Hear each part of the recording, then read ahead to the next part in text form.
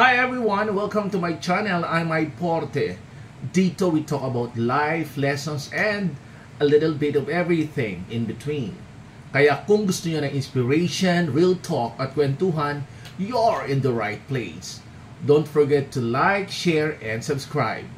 Let's grow and learn together. So syempre ngayong hapon pag-usapan natin ang isang topic na napapanahon na kung saan talaga namang lagi nating naririnig ang topic na to, okay? So tingnan natin kung mabibigyan natin ng katarungan ang topic na to, okay? Hello everyone, welcome to my channel. I'm Porte. Please do not forget to subscribe, like, share, follow, and please do watch the ads, okay? So kung first time mong nandito, this is your space for real talk. Mga usapang totoo, minsan masakit, pero palaging may araw. So today's topic natin, isa sa pinakamainit na pinag-uusapan at madalas pag-awayan online. Ito ang cancel culture.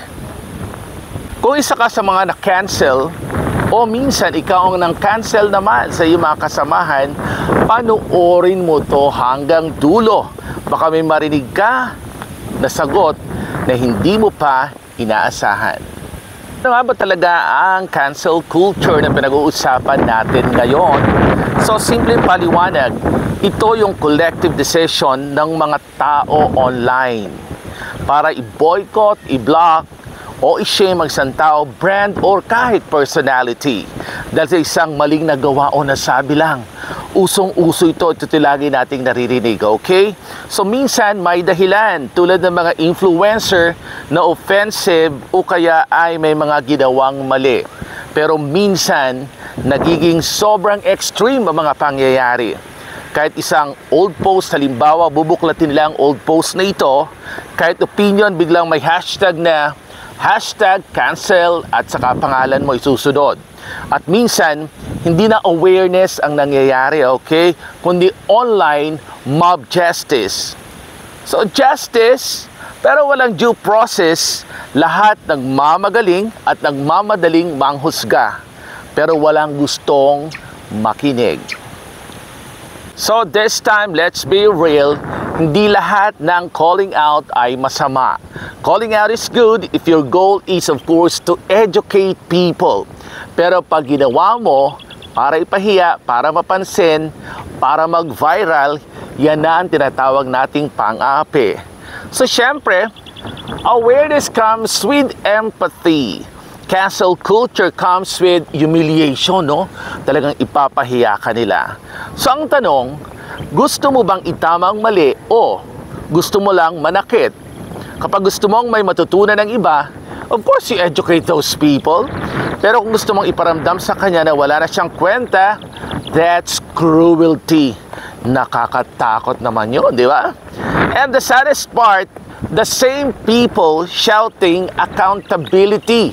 Sino nga ba ang mananagot dapat? Minsan, may ginawang mas grabe, pero maswerte lang, walang nakakita, okay? Na itago. So, cancel culture sa totoong buhay, tingnan natin. So, pero teka, akala ng iba online lang nangyayari ang cancel culture. Hindi totoo yun, ano? Nasa online lang nangyayari ang lahat.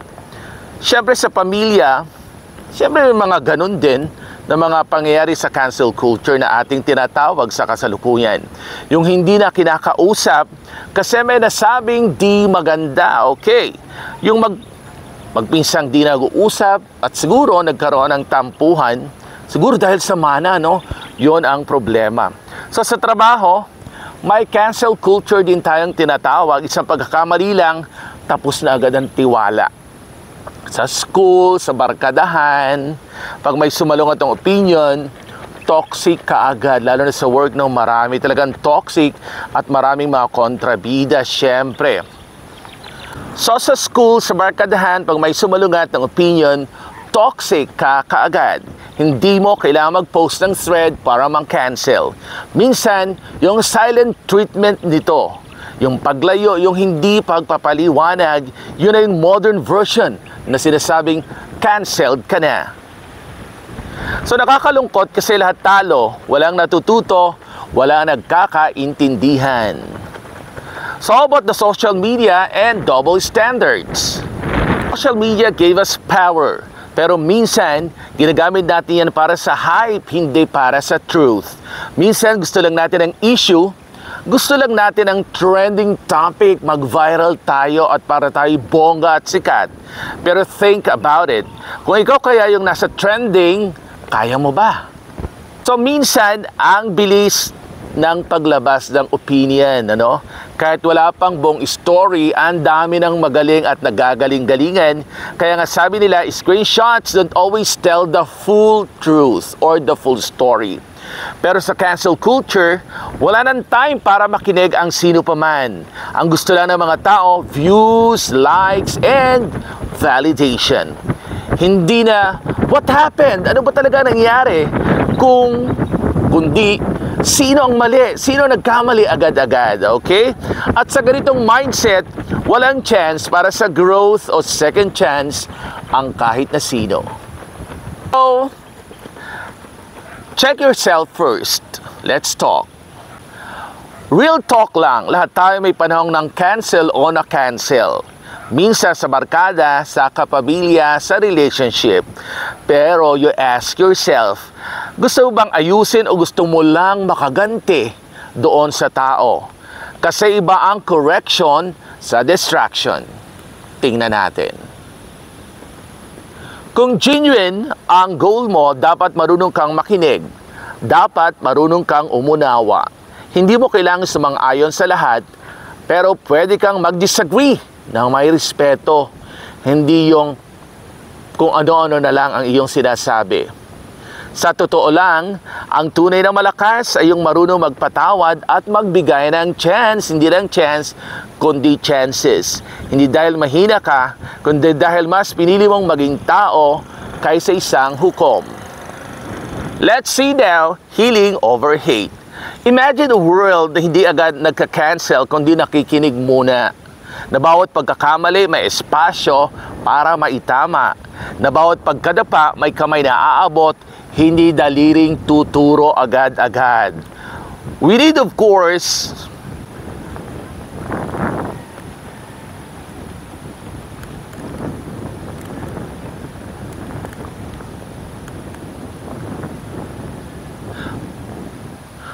less canceling and more connecting. Less exposure, more education. At kung gusto mo talaga magturo, you start with yourself. Magsimula ka dapat sa sarili mo. Kasi minsan, tayo rin mismo ang nagka-cancel sa sarili natin. Hindi tayo makagalaw dahil sa guilt, sa hiya, sa takot, at syempre sa opinion ng iba. Pero tandaan mo, hindi mo kailangan maging perfect para magbago. Kailangan mo lang talaga maging totoo. Truth will set you free, sabi nga. Cancel culture sa social media man o sa totoong buhay, nagiging lason kapag ang layunin ay manakit at hindi magturo. Accountability is good, pero kung walang empathy, nagiging cruelty. Kaya bago mo i-cancel ang isang tao, kaibigan, kamag-anak o katrabaho, tanungin mo muna ang sarili mo. Gusto ko ba siyang tulungan o gusto ko lang siyang pabagsakin? Pero marami talagang ganito. Remember this, healing is louder than canceling. If you learned something from this video, give us a thumb shot. Spread awareness, not hate.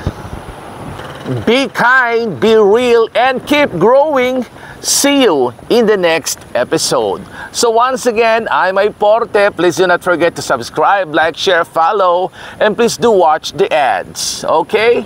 Once again, ingat po tayo. God bless everyone.